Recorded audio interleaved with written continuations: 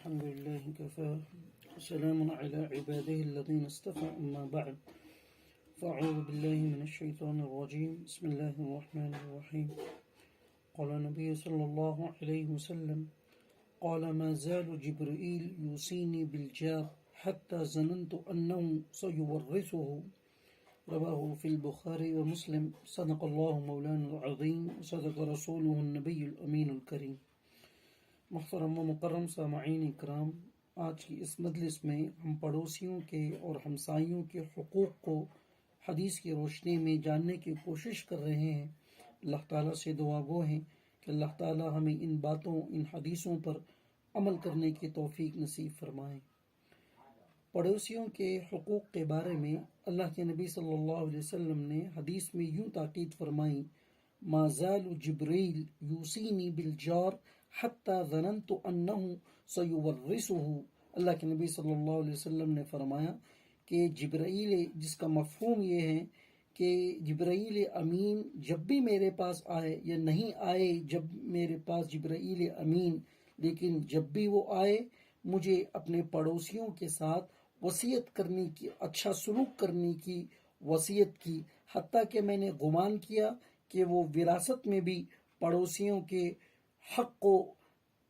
حکم دیں گے کہ وراثت میں بھی پڑوسیوں کا حق ہے۔ اتنا انہوں نے، جبرائیل امین نے مجھے پڑوسیوں کے ساتھ اچھا سلوک کرنے کا حکم دیا۔ اسی طرح ایک دوسری حدیث میں آتا ہے کہ قول النبی صلی اللہ علیہ وسلم من سرہ ان یحب اللہ ورسولہ، جو یہ پسند کرتا ہے کہ اللہ اور اس کا رسول اس کو پسند کرے، فلیصدق حدیثہ اذا حدث، تو جب بات کرے تو سچائی کے ساتھ بات کرے، ولیؤدی امانتہ اذا اؤتمن، اور جب امانت رکھوائی جائے تو امانت کو ادا کرے، ولیحسن جوار من جاورہ، اور اسی طرح اپنے پڑوسیوں کے ساتھ اچھا برتاؤ کرے۔ اسی طرح اللہ کے نبی نے فرمایا ایمان کا تقاضا پڑوسیوں کے ساتھ اچھے اخلاق ہے۔ اس کو اللہ کے نبی نے یوں الفاظ میں فرمایا، من کان یؤمن باللہ والیوم الآخر، جو کوئی ایمان رکھتا ہو اللہ پر اور آخرت کے دن پر، فلیکرم جارہ، تو وہ اپنے پڑوسی کا اکرام کرے۔ پھر آپ نے فرمایا من کان یؤمن باللہ والیوم الآخر فلیکرم ضیفہ، تو وہ اپنے مہمان کا اکرام کرے۔ پڑوسی کا اکرام کرنا الگ سے فرمایا، مہمان کا اکرام کرنا الگ سے فرمایا۔ اسی طرح فرمایا ومن کان یؤمن باللہ والیوم الآخر فلیقل خیرا او لیصمت، تو اس کو چاہیے کہ وہ اچھی بات کہے یا پھر خاموش رہے۔ اسی لیے ایک دوسری جگہ اللہ کے نبی نے فرمایا من صمت نجا، جو خاموش رہا اس نے گویا نجات پائی، یعنی کہ کہیں تو اچھی بات کہیں، جیسے کہ فرمایا افش السلام بینکم، آپس میں سلام کو عام کرو، اسی طرح آپس میں خیر کی بات کو عام کرو۔ لیکن آخر درجہ یہ ہے کہ کسی سے اچھی بات اور خیر کی بات نہ کہہ سکتے ہو تو خاموش رہیں، اور خاموش رہنے کو بھی نجات کا ذریعہ بتایا گیا۔ جنت کی شرط کے متعلق اللہ کے نبی صلی اللہ علیہ وسلم نے فرمایا ان ابی ہریرہ قال قال رسول اللہ صلی اللہ علیہ وسلم واللہ لا یؤمن واللہ لا یؤمن واللہ لا یؤمن، 3 بار آپ نے فرمایا کہ ہرگز وہ شخص ایمان والا نہیں۔ قیل من یا رسول اللہ، آپ سے پوچھا گیا اے اللہ کے نبی صلی اللہ علیہ وسلم کون ایمان والا نہیں ہے؟ قال الذی لا یأمن جارہ بوائقہ، ہرگز وہ شخص ایمان والا نہیں ہے جو اپنے پڑوسی کے ساتھ اچھا سلوک نہیں کرتا ہو۔ اسی طرح آپ نے فرمایا، جس کو امام مسلم نے نقل فرمایا، لا يدخل الجنت من لا یأمن جارہ بوائقہ، کہ وہ شخص ہرگز ایمان والا نہیں جو خود تو پیٹ بھر کر کھائے اور اس کا پڑوسی بھوکا ہو، یعنی ایسی بستی ہو جس میں کچھ غریب بھی ہو، مسکین بھی ہو اور متوسط طبقے کی بھی ہو اور امیر لوگ بھی رہتے ہو، مخلوط گویا آبادی ہو، تو ایسے شخص قلبی ہرگز ایمان والے نہیں ہیں جو خود پیٹ بھر کر کھائے اور ان کے پڑوس میں ایک پڑوسی وہ بھوکا رہے اور ان کو کوئی اس کی خبر نہ ہو۔ اسی طرح اللہ کے نبی نے فرمایا ما آمن بی من بات شعبان وجارہ جائع، وہ شخص ایمان نہیں لایا مجھ پر جو خود تو شکم سیر ہو کر اور پیٹ بھر کر کھائے، وجارہ جائع، اور اس کا پڑوسی بھوکا رہے، الی جنبہ وہو یعلم بہ،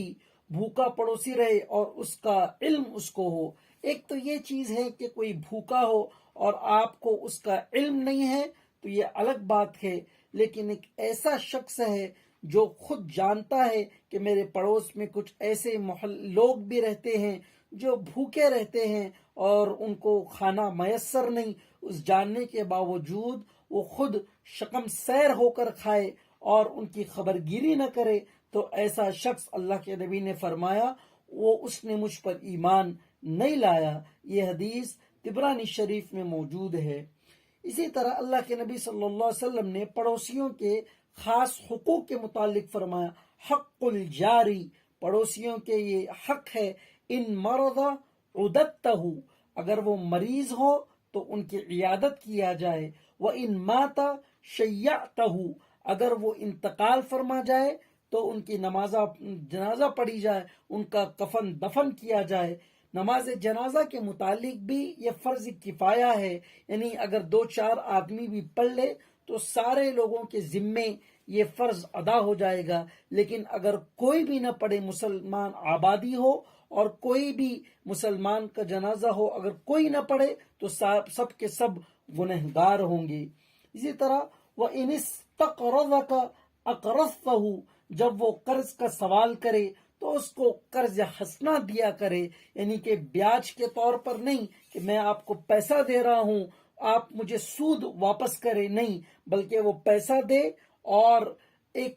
اچھی نیت کر کر پیسہ دے اور اس کو لوٹائے، لیکن لینے والے کی بھی نیت لوٹانے کی ہو، لے کر مال ہضم کرنے کی نہ ہو۔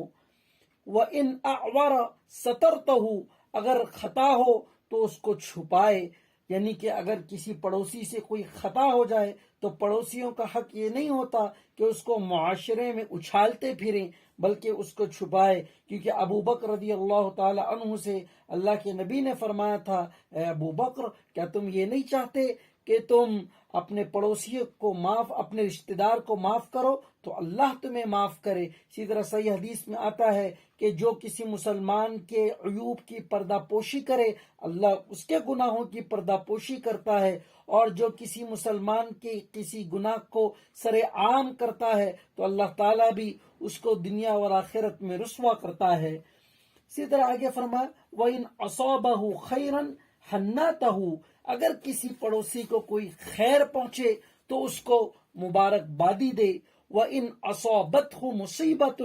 عَزَّيْتَهُ، اور اگر اس کو کوئی مصیبت پہنچے عَزَّيْتَهُ تو وہ اس کی تعزیت کرے، یعنی کہ کوئی جانی نقصان ہو، کوئی مالی نقصان ہو، کوئی حادثہ پیش آ جائے، کوئی غم کی گھڑی آ جائے تو ایسے موقع پر عزیتہ اس کی عیادت کرے، ولا ترفع بناؤک فوق بنائہ، اور اپنے گھر کو اس کے گھر سے بلند نہ کرے، فشد علیہ الریح، اس نیت سے کہ اس پر ہوا تنگ کر دے، یعنی ایک پڑوسی کا گھر بہت پہلے زمانوں میں چونکہ گھر مل کر ہوتے تو ایسا پڑوسی کے ساتھ گھر نہ بنائے جس سے اس پر ہوا بالکل ہی تنگ ہو جائے۔ اب چونکہ ہر گھر میں اے سی آدمی لگا سکتا ہے یا کم از کم پنکھا چلا سکتا ہے، تو اگر کوئی منزلیں اپنی بلند بھی کر لے تو دوسرا شخص وہ اپنے یہاں فین چلا کر اس مسئلے کا حل کر سکتا ہے۔ لیکن کوئی ایسا شخص اور اتنا زیادہ غریب ہو جس کی کھڑکیاں تو ہے لیکن اس کے پاس پنکھا لگانے کے بھی گویا پیسے اور رقم موجود نہ ہو، تو اس کے لیے یہ سہولت مہیا کرے کہ کوئی کھڑکی عام کرے یا کوئی جو ہے پنکھا عام کرے جس کے ذریعے سے ٹھنڈی ہوا اس تک آتی رہے۔ ولا تعزیہ بريح اور ہوا کے ذریعے اس کو اذیت نہ پہنچائے، یعنی کہ ہوا تنگ کر کر اس کو اذیت نہ دے۔ ایک دوسرے قسم یوں بھی آج کے زمانے میں پائی جا سکتی ہے کہ اتنا زیادہ زور زور سے اپنے گھروں میں بینڈ باجا نہ لگائے جس سے دوسرے پڑوسیوں کو نقصان ہو، یا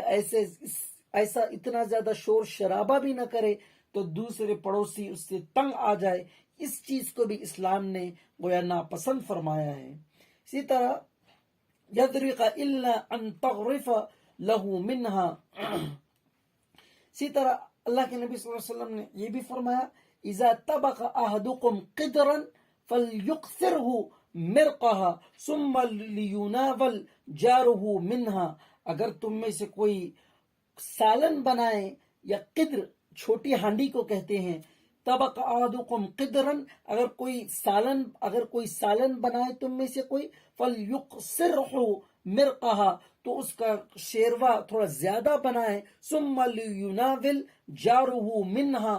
اور اس کو اپنے پڑوسیوں کو کچھ عطا کرے، کیونکہ اگر کوئی غریب پڑوسی ہو اور اپنے گھر کے سالن بنانے سے اس کے دل کو اذیت پہنچ رہی ہو، اور یتیم اور مسکین ہو اور نادار ہو، جس کا کوئی قسم پرسی کرنے والا نہ ہو، تو ایسے ہی لوگوں کے یہاں چند سالن بھیج دیں جس کی وجہ سے اس کا بھی دل خوش ہو جائے۔ حتیٰ کہ حدیث میں یہاں تک ملتا ہے، ایک زانیہ فاحشہ عورت، یہ صحیح حدیث ہے جس کو اللہ کے نبی صلی اللہ علیہ وسلم نے اپنے صحابہ کو بتایا۔ آپ نے بنی اسرائیل کی ایک عورت کا قصہ بیان فرمایا، ایک زانیہ فاحشہ عورت تھی، اس کو پیاس لگی، وہ کنویں کی طرف آئی، دیکھا تو کنویں کا پانی یہ بالکل نیچے تھا، اور وہ نیچے اتری اور پانی پی اور اوپر آیا تو دیکھا کہ ایک پیاسا کتا پیاس کے مارے وہ کیچڑ چاٹ رہا تھا۔ اس نے سوچا مجھے بھی چند وقت پہلے مجھے پیاس لگی تھی، میں اسی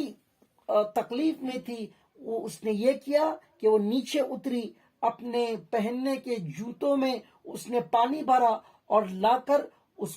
کتے کو پلایا۔ اس عمل کی وجہ سے اللہ تعالیٰ نے اس زانیہ فاحشہ عورت کے گناہوں کو معاف کر دیا، اور ایک دوسری عورت جو بڑی پرہیزگار، بڑی متقی تھی، لیکن اس نے ایک بلی کو باندھ کر رکھا اور 3 دن تک اس کو کھانا پانی نہیں دیا، جس کی وجہ سے اللہ کے نبی نے فرمایا کہ وہ جہنمی ہے اور وہ جہنم میں جائے گی۔ اسی طرح اللہ کے نبی صلی اللہ علیہ وسلم نے فرمایا کہ پڑوسیوں کی بھی 3 قسمیں ہوتی ہے۔ اول قسم تو یہ کہ وہ ایمان والے نہیں ہوتے، اب ان کے 3 حقوق ہے، یعنی کہ ان کا حق اور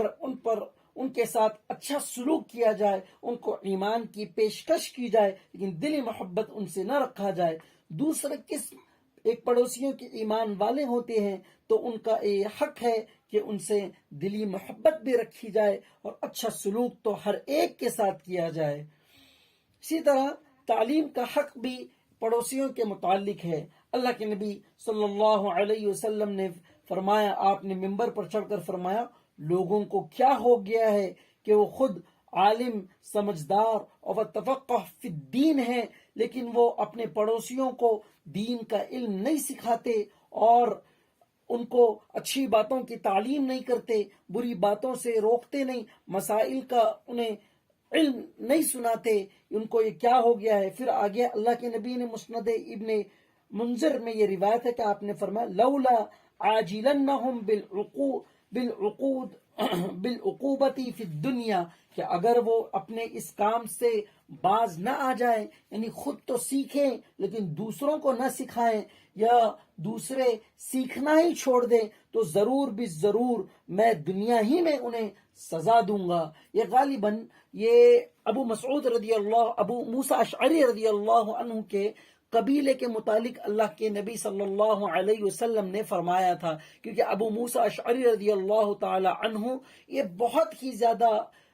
علم والے تھے لیکن یہ اپنے پڑوسیوں کو اتنا زیادہ تعلیم و تلقین نہیں کرتے تھے. تو 3 مرتبہ اللہ کے نبی صلی اللہ علیہ وسلم نے فرمایا کہ لوگوں کو کیا ہو گیا، وہ خود تو جانتے بوجھتے ہیں لیکن دوسروں کو سکھاتے نہیں. اور ان لوگوں کو بھی کیا ہو گیا کہ وہ جن لوگوں کے پاس علم ہے ان سے آ کر پوچھتے نہیں. اگر یہ لوگ سیکھنا سکھانا نہ کریں اور پوچھنا پوچھانا نہ کریں تو لولا عاجلنہم بالعقوبۃ فی الدنیا، تو ضرور بھی ضرور دنیا ہی میں ان کو عذاب دوں گا. تو بہرحال یہ وہ احادیث مبارکہ تھی جو معارف الحدیث مولانا منظور نعمانی رحمہ اللہ کی کتاب سے مستنبط کی گئی، جو بخاری اور مسلم طبرانی کی صحیح احادیث آپ کی خدمت میں پیش کی گئی. ہم اللہ تعالیٰ سے دعا گو ہیں اللہ تعالیٰ ہمیں ان باتوں پر عمل پیرا ہونے کی توفیق میسر عطا فرمائے. وما علینا الا البلاغ، وآخر دعوانا ان الحمد للہ رب العالمین.